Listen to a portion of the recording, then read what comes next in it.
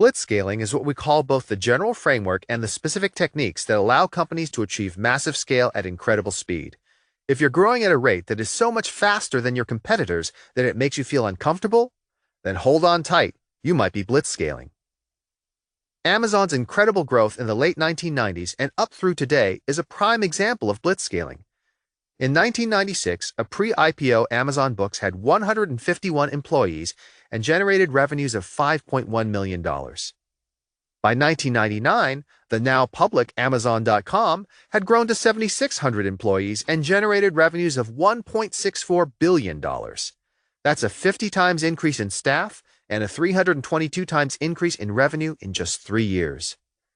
In 2017, Amazon had 541,900 employees and was forecast to generate revenues of $177 billion, up from $136 billion in 2016.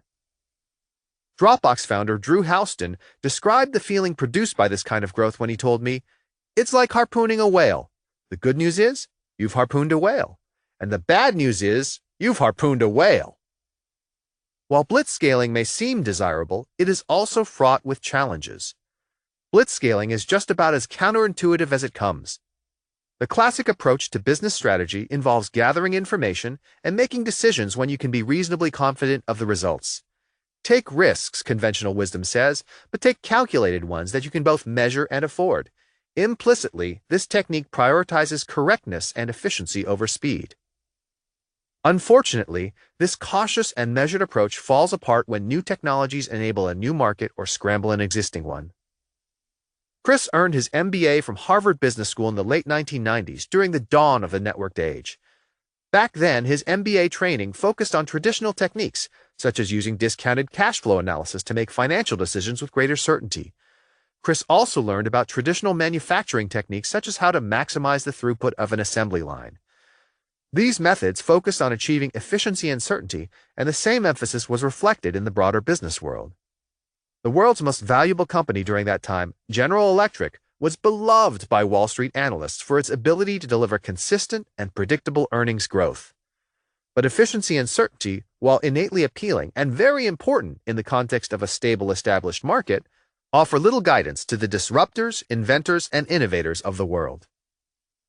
When a market is up for grabs, the risk isn't inefficiency. The risk is playing it too safe. If you win, efficiency isn't that important. If you lose, efficiency is completely irrelevant.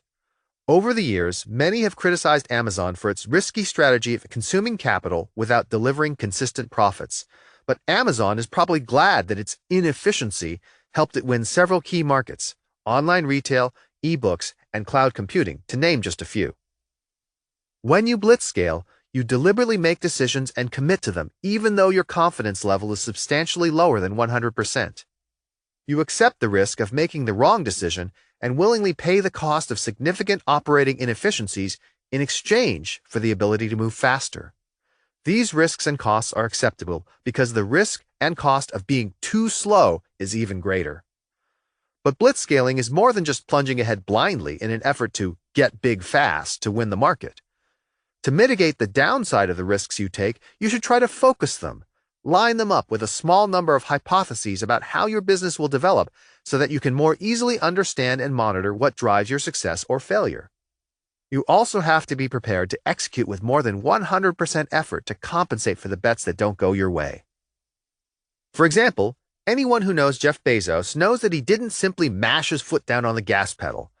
Amazon has intentionally invested aggressively in the future, and despite its accounting losses, generates a ton of cash. Amazon's operating cash flow was over $16 billion in 2016, but it spent $10 billion in investments and $4 billion paying down debt. Its seemingly meager profits are a feature of its aggressive strategy, not a bug.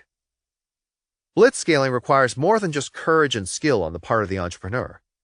It also requires an environment that is willing to finance intelligent risks with both financial capital and human capital, which are the essential ingredients for blitzscaling. Think of them as fuel and oxygen. You need both to propel the rocket skyward. Meanwhile, the infrastructure of your organization is the actual structure of your rocket, which you're rebuilding on the fly as you rise. Your job as a leader and an entrepreneur is to make sure that you have sufficient fuel to propel your growth while making the necessary mechanical adjustments to the actual rocket ship to keep it from flying apart as it accelerates. Fortunately, this is more possible today than it has ever been in the past.